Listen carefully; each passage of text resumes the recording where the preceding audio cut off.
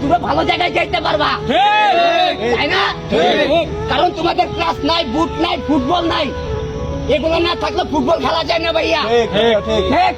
একজন প্লেয়ার হইতে হলে আগে তোমাদেরকে তৈরি করতে হবে। তোমাদের মাঠ নাই পর্যাপ্ত পরিমাণের, তোমাদেরকে দেখার মতন কেউ নাই। তোমরা যদি খেলে যাও, তোমরা যদি তোমাদের এই জিনিসগুলো যদি না পাও, তাহলে কি খেলায় মন বসবে না?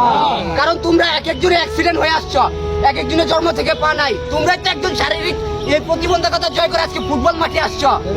কারণ তোমরা কেউ রোনালদো হবা, কেউ মেসি হবা, তাই না? একবার ফুটবলটাকে বাংলাদেশের প্রচার করবা। তোমাদের মনের কি একটা চাওয়া নাই?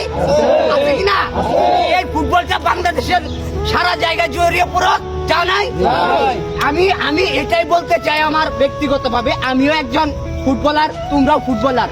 আসো সবাই একসাথে আমরা এই ফুটবলটাকে এগিয়ে নিতে চাই। আমাদের একা পক্ষে এটা সম্ভব না ভাই। আমরা চাই বাংলাদেশে যারা বিভিন্ন প্রতিষ্ঠান, বড় বড় ব্যক্তিরা আছে, তারা যেন আমাদের কাছে এগিয়ে আসুক, তাই না?